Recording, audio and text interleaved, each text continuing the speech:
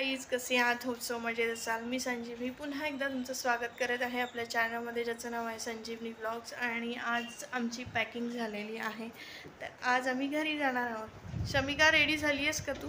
नाही, ती इकडे रेडी होती आहे आणि इकडे एवढं सगळं पॅकिंग आमची झालेली आहे. आज पुन्हा आम्ही छान मस्त आवरून आज एक तर चला मग इकडे बघा, थोडंसं राहिले हे आवरून घेतो. आणि इकडे पिल्लू झोपलेला आहे, तर आता घरी जायचं आहे. आईला थोडीशी मदत करायची आहे आणि ती झाल्यानंतर मग यांना फोन करून बोलवायचं आहे. तर इकडची प्रोसेससाठी आपण जाऊया. आता जायचं आहे मला. हे जे काय आहेत एक्स्ट्राचं, हे सगळं एक्स्ट्राचं देऊन येतं आहे मेडिकलमध्ये, आणि मग आपण हे सगळं बिल वगैरे आपलं क्लिअर झालं. बाकी सगळं झालं आहे ना गं? हो. हां, तर आता ती पण तयार होती आहे. सो आता हिला होऊ दे तयार, तोपर्यंत मी हे देते. बेबी पण झोपलेला आहे. तर चला मग, अजून काय आहे हे पण द्यायचं. ओके गाईज, हे बघा, मी बॅगा वगैरे घेऊन आता या हॉस्पिटलमधून आम्ही निघतो आहे. पिल्लूचे बाबा आणि बाकीचे सगळे येत आहेत. आणि मी आणि श्रेयाबाई पुढे जाऊन थोडंसं काहीतरी करूया डेकोरेशन, आणि मग त्याच्यानंतर तुम्हाला दाखवेल. सो हे हॉस्पिटल अगदी जवळच आहे, सनसिटी रोडला.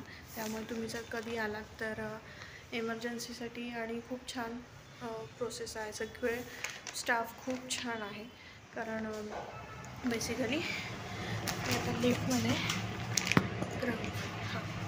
तर स्टाफ वगैरे खूप सुंदर आहे. आणि म्हणजे सुंदर म्हणण्यापेक्षा खूप सपोर्टिव्ह आहे. प्रत्येक वेळी सांगा नव्हतं लागत, ते आपोआप त्यांचं ते येऊन सगळं चेक करत होते.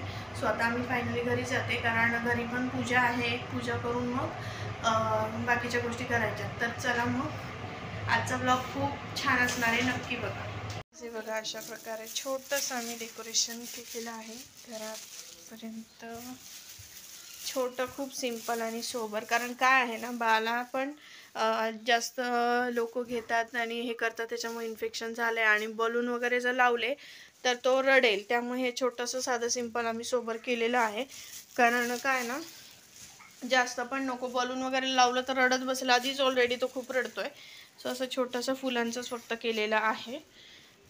तर आता बघू, ते तर येतील.